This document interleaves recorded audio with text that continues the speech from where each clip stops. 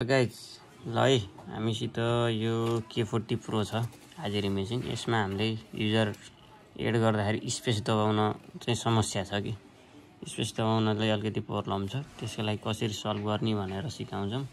त्यसको लागि ओके थिच्ने मेनुमा गयो, न्यू युजरमा गयो, यो युजर आइडी भइहाल्यो। यो युजर नेममा गएर जस्तो कि ए र बी दबाइयो अनि स्पेस दिएर हामीले सी चाहियो भने ए र बी चाहिँ दबाइयो हैन। स्पेस दिएर सी चाहियो भने चाहिँ हामीले के गर्न सकिन्छ भने एकचोटी यो माथिको एरो बटन थिच्ने 1 2 3 4 चोटि थिचेपछि यहाँ सिम्बल भनेर लेखेर आउँछ। अनि हामीले चाहिँ सिम्बललाई चाहिँ फेरि यो तलको तपाईको तलको चाहिँ 1 2 3 चोटि थिच्ने र अनि चाहिँ तपाईको हामीले 4 थिच्यो भने चाहिँ हाम्रो यहाँ माथि अब फेरि स्पेस आयो, बीचमा स्पेस आयो नि हैन।